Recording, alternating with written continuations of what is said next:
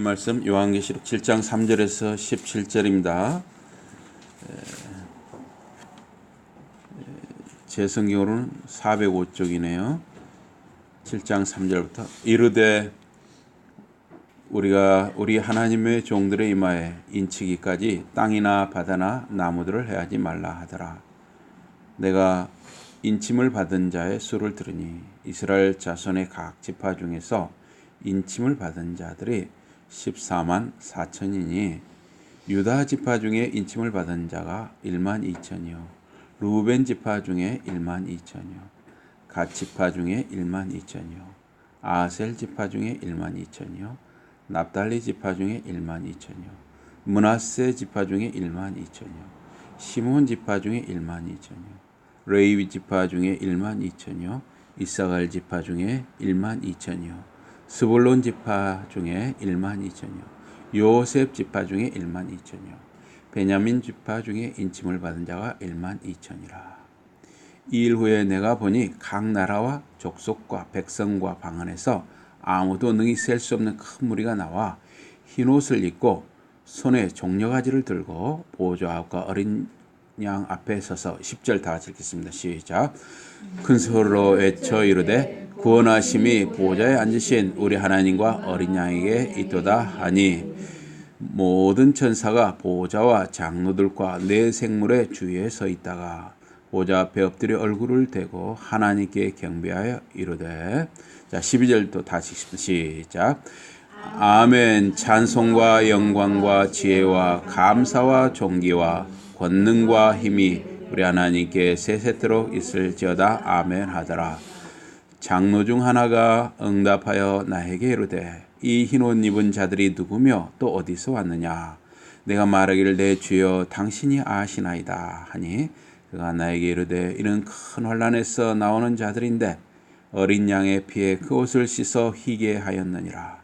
그러므로 그들이 하나님의 보좌 앞에 있고 또 그의 성전에서 밤낮 하나님을 섬기매 보좌에 앉으신 이가 그들 위에 장막을 치시리니 그들이 다시는 줄이지도 아니하며 목마르지도 아니하고 해나 아무 뜨거운 기운에 상하지도 아니하리니 17절 다 같이 봉독하십니다.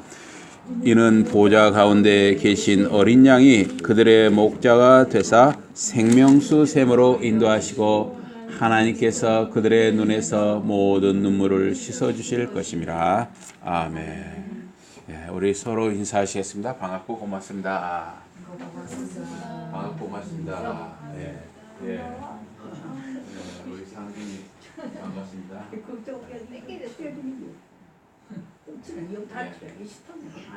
예.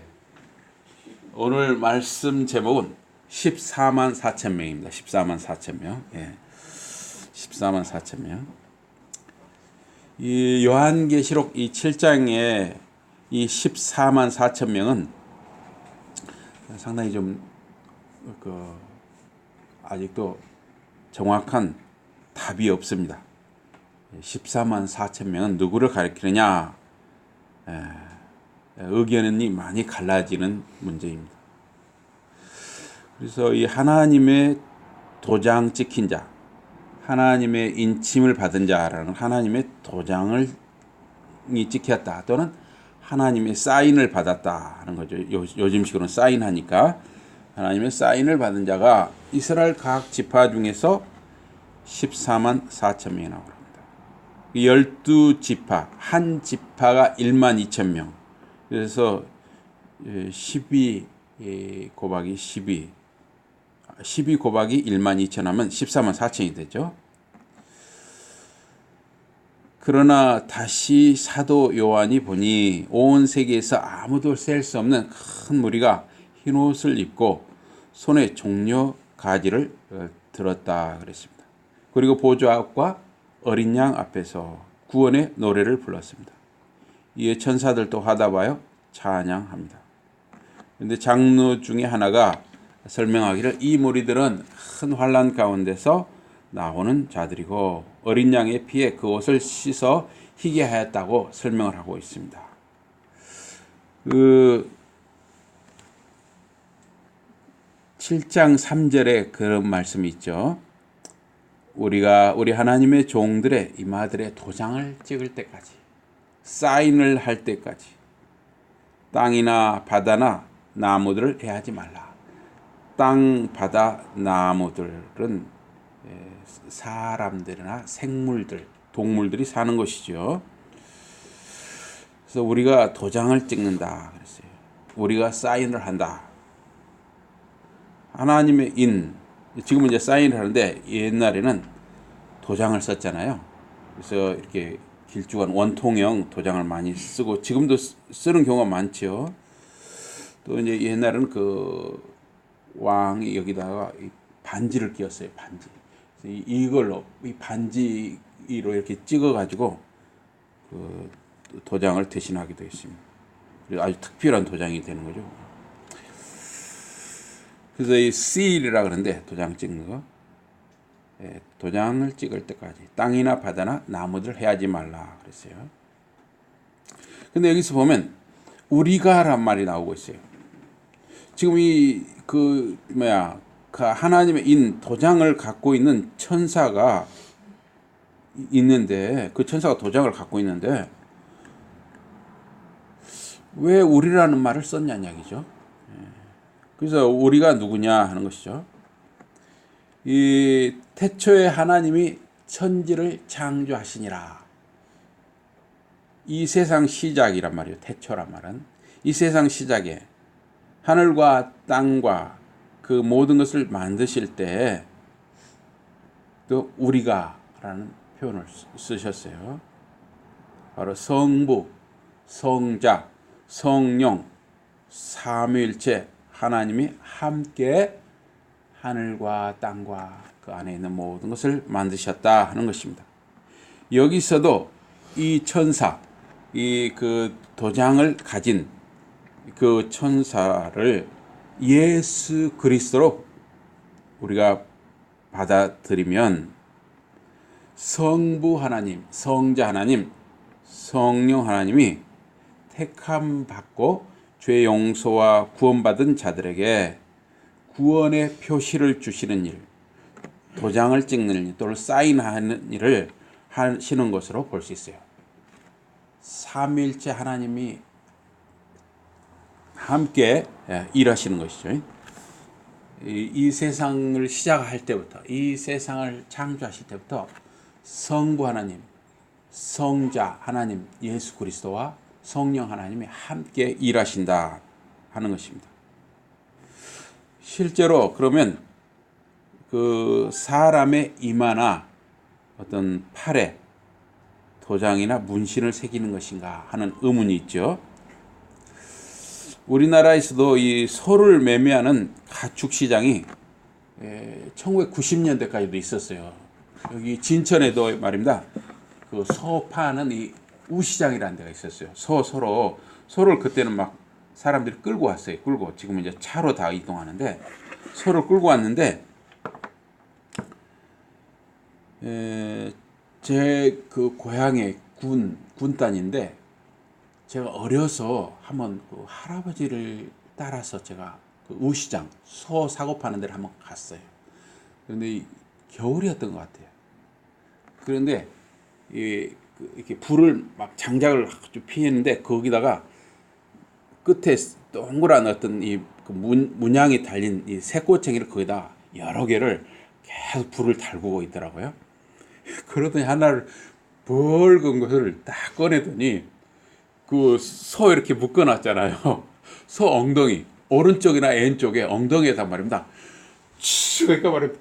소리가 나면서 막 짖어지는 소리가 나는 거예요. 연기가 나면서 소가 막 그 얼마나 뜨겁겠어요. 소가 막 묶어놓으니까 도망가지 못하는, 하여튼 제가 그걸 봤습니다. 굉장히 제가 그게 진짜 오래전 기억이잖아요. 한 40년도 넘는 기억인데 지금도 제가 그 생생합니다. 그 기억이. 예, 그렇죠. 이게 네 소다, 내 소다 또는 그 어떤 등급이라든가 그런 걸 표시하는 거죠. 소유권 이런 게 있으니까 서로 헷갈리지 않도록. 근데 이게 우리나라만 있었던 게 아니라 전 세계적으로 있었던 거예요. 그래서 이 인친다, 도장을 찍는다, 또는 지금처럼 사인을 한다 하는 것은 우리 구원받은 성도들에게는 하나님의 보호하심의 표시인 것입니다. 그래서 요한계시록 9장 4절에 보면 5번째 나팔 재앙으로부터 그 인침 받은 자들, 도장 받은 자들 또는 사인 받은 자들 보호한다고 하고 있습니다. 9장 4절에 보면 그들에게 이르시되 땅의 풀이나 푸른 것이나 각종 수목, 나무, 각종 나무들은 해하지 말고 오직 이마에 하나님의 인침을 받지 아니한 사람들만 해하라. 이마에 어떤 도장, 사인을 받지 아니하는 사람들만 재앙을 받게 하라 하는 것이죠. 로마 제국 시대에 로마 사람들이 자기들의 노예들에 대한 소유권을 서로 확증하기 위해서 그렇게 불에 달군, 아까 말씀드린 그 불에 달군 이 철 도장을 이렇게 쇠꼬챙이에 달아가지고 그걸 하얗게 달구는 거예요, 불에다. 그래가지고 이마에다가 불도장을 찍었어요. 이마에다가 노예들한테 불도장이 찍혀 있으니까 도망치지를 못하는 거예요. 어디를 가도 저 사람 노예라는 걸 다 알아버리니까 도망가지를 못하는 거예요. 그리고 또 누구 집 노예라는 걸 아는 거죠. 소유권 문제. 왜냐하면 옛날에는 노예도 이 짐승하고 똑같았어요. 그래서 그냥 값이 매겨주고 사로 팔고 했던 그런 아주 비정한 시대가 있었어요. 이게 먼 이야기가 아닙니다. 이 노예 제도가 없어진 게 한 100년밖에 안 돼요. 그리고 지금 이 시대도 어떻게 보면 노예 제도가 연장이 되고 있는 거예요. 어떻게 보면. 지금은 이렇게 서로 안 하지만 어떻습니까? 지금도 어때요? 돈에 의해서 사실은 노예가 되고 있잖아요. 그러나 이제 불도장을 찍지는 않죠, 지금은. 그러나 지금도 비슷한 일들이 참 많죠. 그래서 돈 가진 사람들이 얼마나 갑질을 많이 합니까? 우리 청년이 몸소 저 아래쪽에 내려서 경험을 하고 왔어요. 그 갑질을 경험을 하고 왔어요. 그래서 우리나라도 조선시대까지 중죄인 얼굴에 어떤 표시를 새긴 적이 있던 것 같습니다. 그래서 여러분 그때 사극에 보면 그런 게 나왔던 것 같은데요, 여러분. 죄수들, 전쟁 포로들, 노예들에게 낙인을 찍었습니다. 그래서 참 지우기가 참 어려워요. 동서양에 비슷한 일들이 있었던 것이죠. 요즘에는 사람들이 말이에요, 팔이나 몸의 특정 부위에 문신을 새기는 경우가 많습니다. 그런데 한번 문신을 새기면 말입니다, 그거 굉장히 지우기 어렵다고 하더라고요.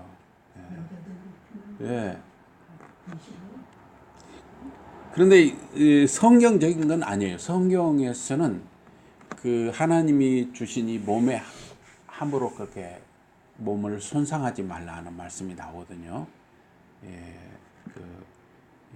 레위기라든가 이 창세기, 출애기, 레위기, 민수기 있잖아요. 모세오경에 보면 그 비슷한 말씀이 있어요. 하나님이 주신 이 몸이잖아요. 함부로 몸을 이렇게 상처를 내고 해서는 안 되는 것이죠.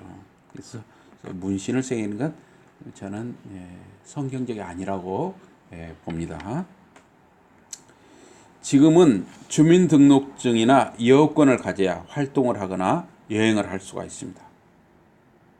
지금도 그래서 주민등록증이나 여권을 가지고 좋게 말하면 보호를 해주는 것이고, 어떻게 또 보호도 되는 것이죠. 그게 있어야 또 우리가 의료 서비스도 받을 수 있고 여러 가지 혜택도 받을 수 있으니까, 한편으로는 또 통제도 하는 것이죠. 또 감시도 하는 것이고 여러 의미가 있습니다. 갈라디아서 6장 17절에 바울이 말하기를 이후로는 누구든지 나를 괴롭게 하지 말라. 내가 내 몸에 예수의 흔적을 지니고 있노라. 이 흔적이 말하자면 뭐냐면 요즘식으로 말하면 문신이고, 옛날식으로 말하면 이 어떤 도장이에요. 도장. 예. 불도장이나 문신 같은 거예요. 그래서 이 흔적이 헬라어로 스티그마타로 되어 있습니다. 그래서 바울이 몸에 실제로 불도장을 받았다는 뜻이 아니에요. 예수님의 흔적을 하나님의 보호하심의 표지로 가졌다는 뜻입니다. 이것은 율법에 매여 있다는 뜻의 할례와 대조입니다. 구약 백성, 이스라엘 백성은 몸에 할례라는 걸 행했잖아요. 난지 8일이 지나면. 그래서 이 사도 바울이 말하는 이 예수님의 흔적은 은혜의 자유를 뜻해요. 은혜의 자유. 은혜의 자유를 뜻하는 표지로서의 흔적입니다. 그래서 이거는 불도장이나 문신이 아니라 예수 그리스도를 섬기고 예수 복음을 전하는 중에 사도 바울이 얻은 상처의 흔적이라고 할 수 있습니다. 그래서 고린도전서 4장 10절 이하에 사도 바울은 이렇게 고백을 하고 있습니다. 우리는 그리스도 예수 때문에 어리석지만 너희는 그리스도 예수 안에서 지혜롭고 우리는 약하지만 너희는 강하고 너희는 존귀하지만 우리는 비천하다 그랬어요. 그래서 우리 예수 믿는 사람들은 가족에 대해서 또는 이웃에 대해서 사람들에 대해서 예수 그리스도 때문에 우리가 하나님 이기지 말고 지시는 게 좋은 겁니다. 서로 어떤 가족이나 형제 간에도 또는 이웃 간에도 사람들 간에도 이해관계가 얽힐 때가 있어요. 그러면 사람들이 서로 굉장히 감정이 어긋날 수가 있잖아요.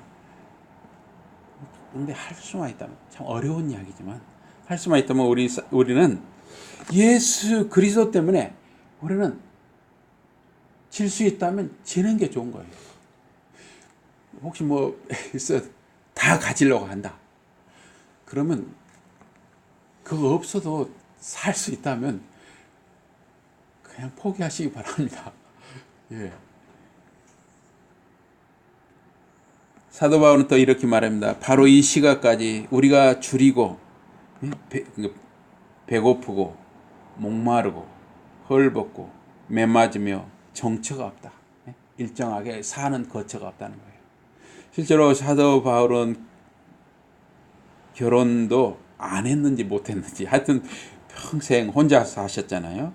그러면서 오늘은 이곳 내일은 저곳 오전에는 여기 오후에는 저기 하면서 계속 돌아다니면서 예수 복음을 전했던 것이에요. 그러다 보니까 밥을 제대로 못 먹었어요. 또 많이 걸어 다니잖아요. 이게 목이 말랐어요. 또 옷이 말입니다. 지금처럼 이렇게 남아서 버리는 시대가 아니었어요. 옷 하나 만들 1년씩 걸리는 시대예요. 그래서 추워도 옷을 잘 입지를 못했어요. 옷이 막 헤어지고 구멍이 나도 입고 다녀야 했습니다. 또 예수 믿는 것 때문에 예수 복음을 전하는 것 때문에 매를 맞았어요. 또 수고하여 친히 손으로 일을 하며 모욕을 당한 즉 축복하고 박해를 받은 즉 참았다. 실제로 사도 바울은 말입니다. 예수 복음을 전하면서도 일을 했습니다. 일을. 장막, 텐트 만드는 일을 했어요. 장막 텐트를 만들어서 팔아가지고 그걸로 이렇게 용돈을 하고 그러면서 또 복음을 전하고 그랬던 것이. 또 예수 복음을 전하는 것 때문에 모욕을 당했어요. 정말 어떻게 보면 굉장히 지금으로는 굉장히 아주 가난한 사람의 삶을 살았을 거 아니에요. 그러니까 좀 무시도 당했겠죠. 사도 바울이. 그런데 사도 바울은 자기를 모욕하고 무시하는 사람을 오히려 축복을 했다는 거예요. 축복. 복을 빌어줬다는 거예요. 우리 쉽지 않지만 우리 믿는 사람들이 해야 할 숙제죠. 또 박해를 받은 적, 핍박을 받은 적 참았다 그랬어요. 참는다는 것은 long suffering이라고 그랬어요. long suffering. 오래도록 고난을 받는 것이 참는 것이라. 참는다는 것은 내가 오래도록 고난을 받는 것을 감내한다는 것이죠. 또 수고하여 친히 손으로 일을 하며 했죠. 죄송합니다. 비방을 받은 즉 오히려 권면했다 이거예요. 왜 이렇게 헐뜯으십니까? 오히려 설득을 했다는 것이죠. 우리가 지금까지 세상의 더러운 것과 만물의 찌꺼기같이 되었다. 사도 바울은 복음을 전하는 일 때문에 오히려 자기가 세상의 더러운 것처럼, 여기는 그런 표현이 안 나왔지만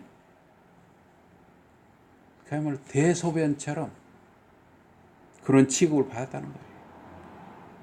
대소변 같은 취급, 만물의 찌꺼기 같은, 쓰레기 같은 취급을 받았다는 거예요. 예수 복음을 전하는 것 때문에. 그러니까 예수 복음을 전하는 것을 때문에 이 사도 바울이 어떤 삶을 살았는지 짐작할 수 있죠. 사도 바울은 더 나아가서 약속의 성령으로 인치심을 받았다고 했습니다. 약속의 성령으로 도장을 받았다는 거예요. 또한 하나님께서는 우리 그리스도인에게 인을 치시고 도장을 찍으시고 또는 사인을 하시고 보증으로 성령을 주셨다고 말하고 있습니다.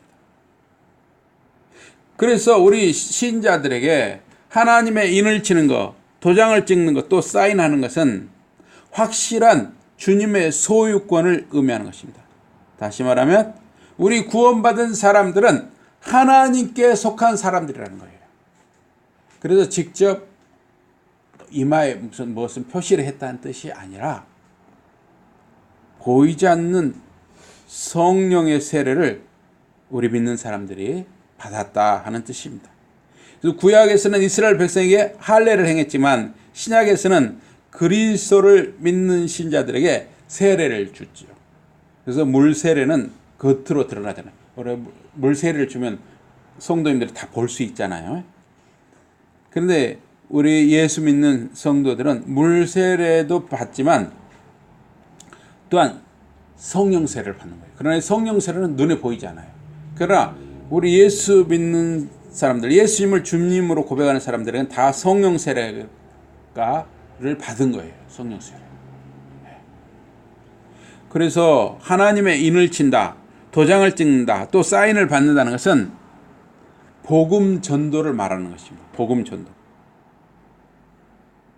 복음을 전해야만 그것을 사람들이 들을 수가 있어요.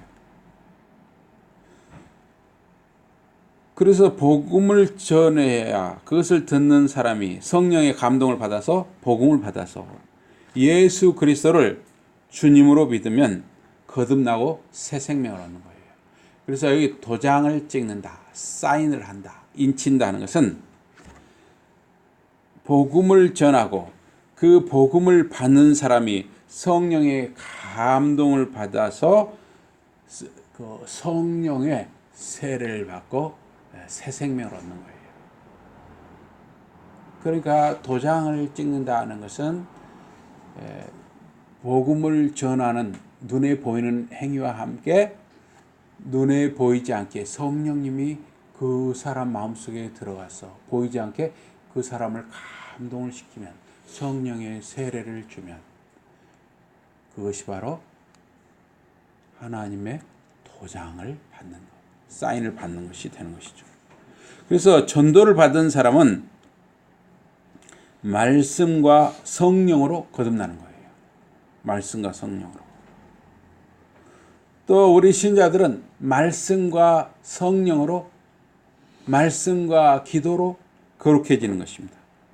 그래서 14만 4천 명은 실제 유대인의 숫자가 아니라 구원받은 전 역사를 거친 전 세계에 걸친 모든 성도들에 대한 상징적인 숫자인 것입니다. 14만 4천 명은 영적 이스라엘을 말하는 것입니다. 이 12는 택한 백성의 수, 곧 선민의 수입니다. 그래서 구약 성경에 보면 12지파가 나오잖아요. 또 신약에 나오면 12지파와 이렇게 대비되는 12제자가 나오죠. 모두 하나님의 택함 받은 수입니다. 또 10은 만수라 그래요. 만수라는 것은 가득 찬 수다 이거예요. 또는 완전수죠. 그래서 만수 10을 100배하면 1000이 되죠. 그래서 선택수 12에 12를 곱하면 144가 됩니다. 144에 1000을 곱하면 14만 4천이죠. 그래서 각 지파마다 구원받은 수가 12,000인데 그 12지파를 각각 더하면 14만 4천이 되는 것이죠. 그래서 이거는 상징적인 수예요. 인류 역사를 걸쳐서 또 전 세계에 걸쳐서 구원받은 수는 하늘의 별처럼 바닷가의 모래처럼 셀 수 없이 많아요. 14만 4천으로 이렇게 한정한 것은 이게 상징적인 수다 하는 것이죠. 그래서 여기 본문에 나오는 인친다 하는 것도 역시 상징이죠. 문신을 하거나 불도장을 찍거나 하는 것은 여기서 상징이에요. 오직 말씀과 성령의 감동으로 예수를 주님으로 믿어야 구원을 얻는 것이죠.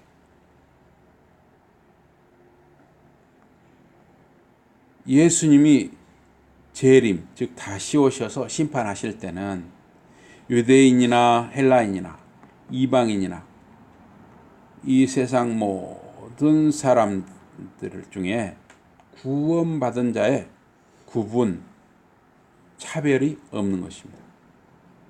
예수 그리스도 안에서 구원받은 성도들은 영적으로 예수님과 한 몸을 이루는 것이에요.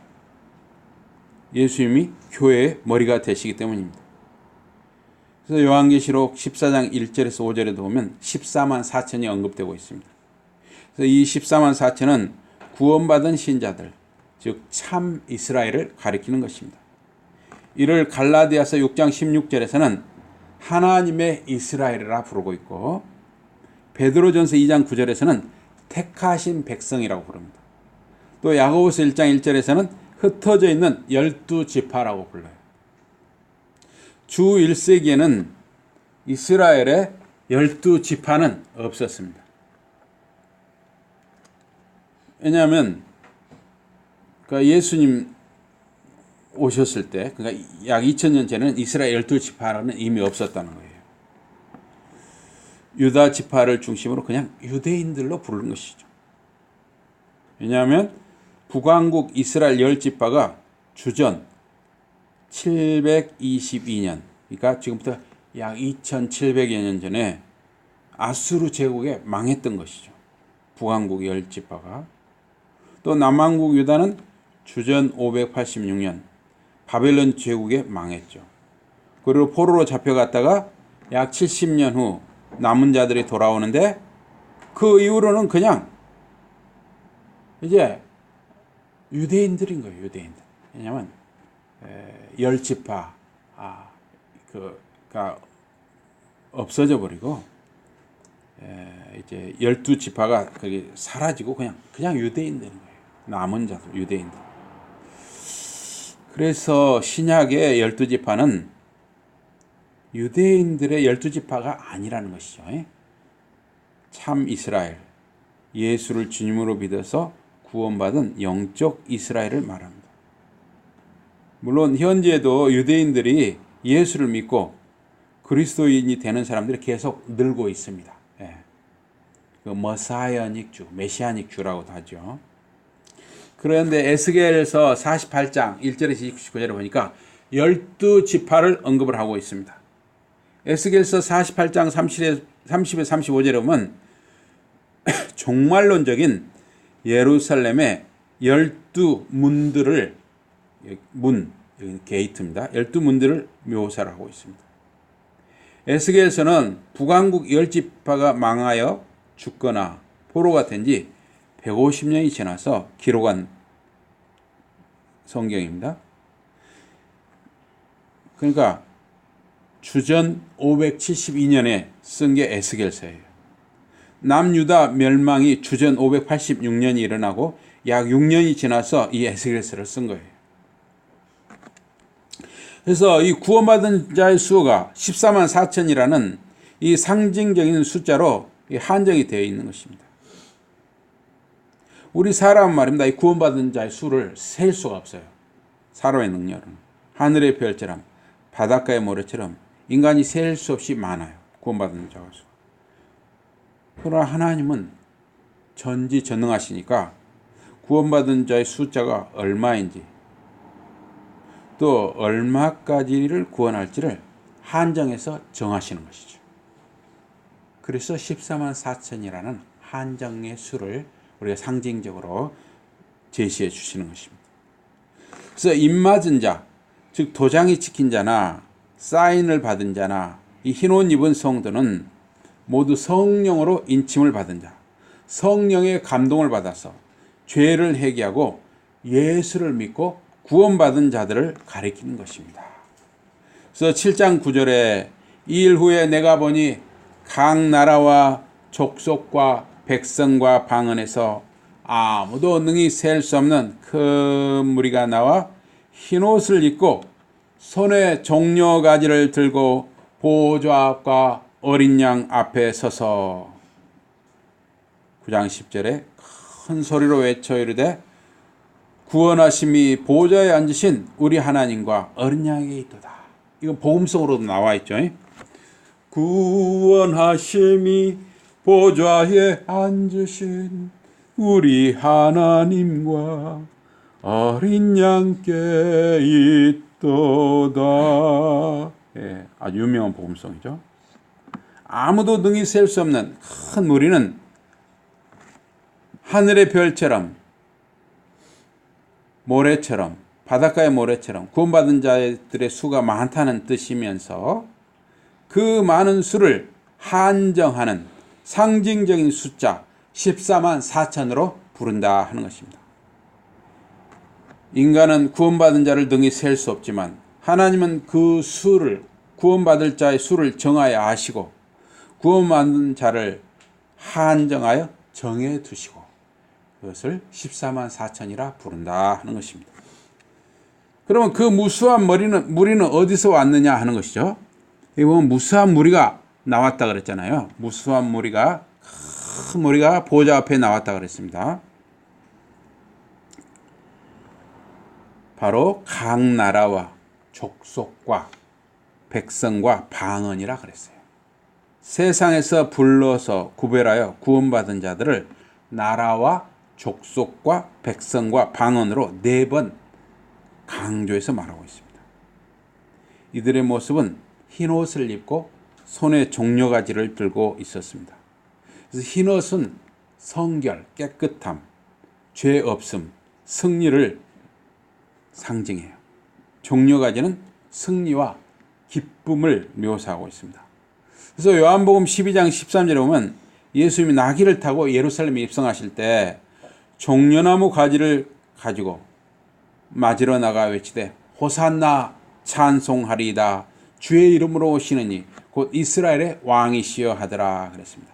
그래서 계시록 7장 14절에 어린 양의 피에 그 옷을 씻어 희게 하였다고 하고 있습니다. 흰 옷을 입었다는 것은 예수 십자가 보혈의 피, 대속의 피를 믿어서 죄사함과 구원을 받은 것을 말하는 것입니다. 그래서 흰 옷을 입은 자는 예수 그리스도 십자가 보혈의 피, 대속의 피를 믿고 죄사함 받고 구원 얻은 자를 말하는 것입니다. 그래서 흰 옷 입은 자들은 큰 환란에서 나오는 자들이라고 말하고 있어요. 그래서 큰 환란 가운데서 믿음의 싸움을 싸워서 승리하여 구원의 영광과 기쁨을 얻는 자들인 것입니다. 지금 이 시대 우리 한국교회는 역설적으로 환란의 시대를 살고 있는 것이에요. 너무 편안하기 때문에. 너무 편안하다는 것은 사실은 역설적으로 환란인 것입니다. 예부적으로 예배를 드리지 못하도록 방해하는 일이 거의 없죠. 정치적으로나 사회적으로 지금 우리 한국 교회를 직접적으로 핍박하는 일이 없지요. 너무나 편하고 안락하고 풍족한 시대를 살고 있습니다. 역설적으로 여러분과 저에게 박해와 핍박이 없기 때문에 이것이 환란인 것입니다. 돈이 하나님보다 더 커 보이기 때문에 어려운 시대예요. 편안하고 즐겁고 재미나고 신나는 것이 교회 바깥에 더 많은 거죠. 그래서 갈수록 예배를 드리기를 소홀히 하는 것입니다. 우리는 남이 여러분을 무너뜨리기 때문에, 여러분을 방해하기 때문에 신앙생활을 못하는 것이 아니라 우리는 스스로 너무 편해서, 너무 바깥에 좋은 것들이 많아서 스스로 무너지고 있어요. 그래서 우리는 환란의 시대를 역설적으로 살고 있습니다. 흰옷 입은 자들, 즉 구원 얻은 자들이 하는 일은 보호자 앞과 어린 양 앞에서 큰 소리로 찬양하는 것입니다. 그 찬양의 내용은 구원하심이 보좌에 앉으신 우리 하나님과 어린 양에게 있도다 라고 하는 것이에요. 한번 저하고 따라 세워봅시다. 구원하심이 보좌에 앉으신 우리 하나님과 어린 양 예수에게 있도다. 아멘. 기도하시겠습니다.